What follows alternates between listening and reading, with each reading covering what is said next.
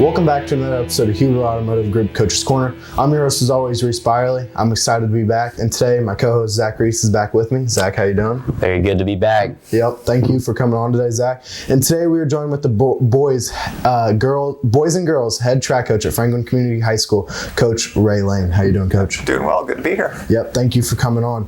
As the kind of year kicks off for you guys, it's been a crazy spring for all sports. Obviously, we've had the kind of tornadoes roll in. It's been warm some days, cold some days. How has the weather kind of affected your team as a whole throughout the start of this year?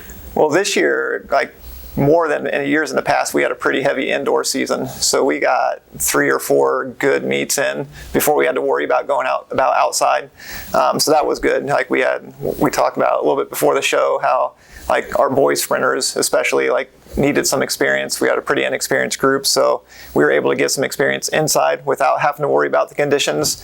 And then really we've been pretty fortunate so far as meet days having pretty good weather. So we went to Perry Meridian back before spring break and got off to a pretty good start. Came back, went to Shelbyville on a decent night with a little windy but decent night to run fast in.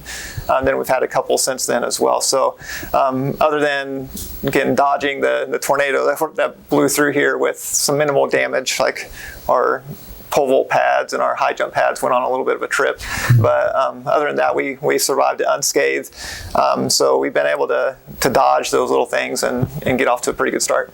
So go back in time a little bit. I know you guys had your senior night recently. So to comment, I know we're not late in the season yet, but how does it look with so many seniors graduating this year? How do you look on to the next season? Well, even as you start a season, you always have kind of another eye on what's coming up ahead. And this year, 24, I think, that are competing seniors between the boys and the girls team.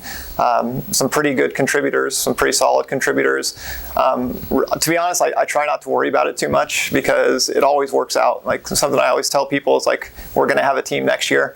What it looks like, we'll worry about that when we get there. But there's always kids that are going to come in, and we hope that the legacy that this senior group leaves is one that whoever is here next year looks at and kind of sees how to do things and kind of take the next step from wherever these guys end up.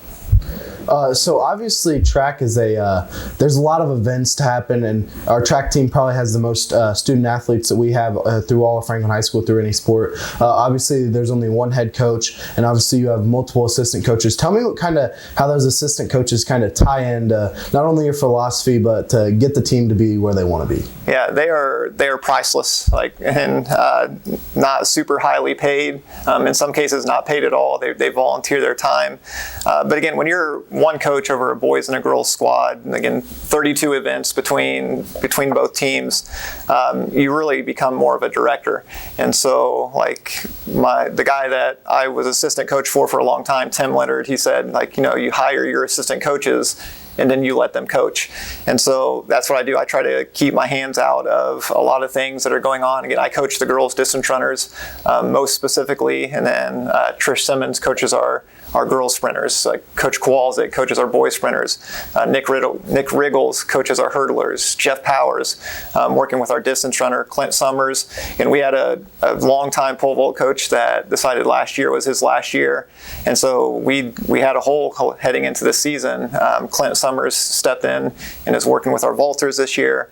And then Coach Oliver has stepped in a couple years ago, and he's been a solid figure for our throwers for the last couple of years now. So again, I trust them, and in a lot of ways, we've had success the last couple of seasons. So it's easy when you've had that ongoing tradition that you can just kind of say, hey, you guys do your thing, I'll be here if you need me.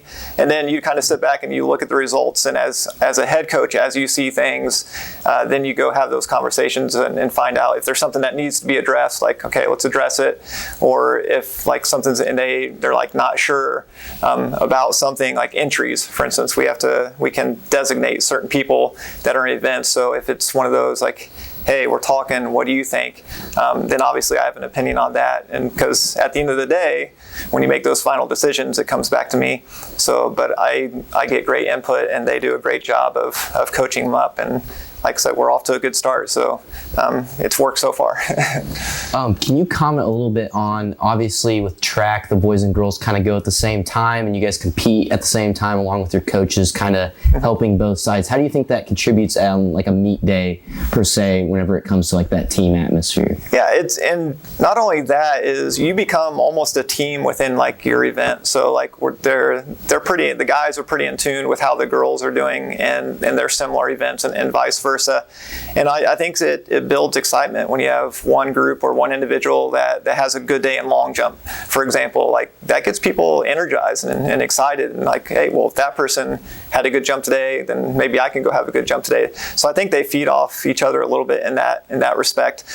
So again, like the more people you have, the more energy you have. So yeah, like when it comes to like guys and girls being in the same area, again, most times that's a good situation. Not always, but like most times, because they can just feed off each other. They're coached by the same people. They're all doing the same things, and so they kind of help each other along.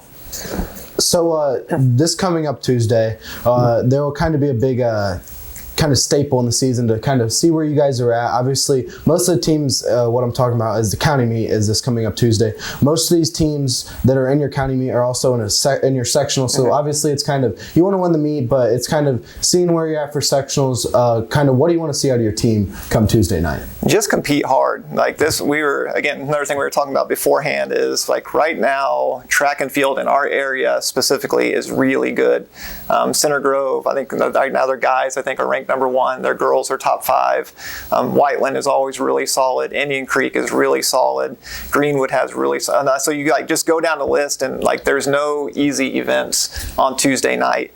And so like we just want to continue to show progress. Like I said, we lost a lot of guys last year. And so how are our new guys going to step up and kind of respond to that challenge of being in the spotlight for the first time? On the girls' side, we have a lot of experience, and so it's going to be a super competitive meet on the girls' side, but step up to that. Like, you've been here before. Let's have really good performances and see if we can do better than we did last year. So yeah, we'll walk out at Tuesday night, no matter what the results are, like with a better understanding of where we're at, and then that gives you a month to, if you don't like those results, get better. If you did like the results, keep getting better, because other teams aren't going to like the results and they're going to try to get better. So yeah, it's an early season meet, like in the calendar, but again, it's a good litmus test for where you might be coming up when we get to the sectional. So I think anybody who actually follows Franklin Athletics on Twitter will see that there's a lot of, I guess to say, like PR celebrations and all of that going on. I noticed that might be something new. Maybe it went on a little bit in the past. How do you think that's helped the team so far this year with this new sort of like celebration? Yeah, Coach Kowalczyk is our hype man. Like he's my assistant coach in cross country, and like he lets me be like it allows me to be my personality. My personality is just kind of the straightforward, matter of fact. Like if I'm excited and showing emotion, then you know something big's going on, because I try to stay pretty level-headed and even keel.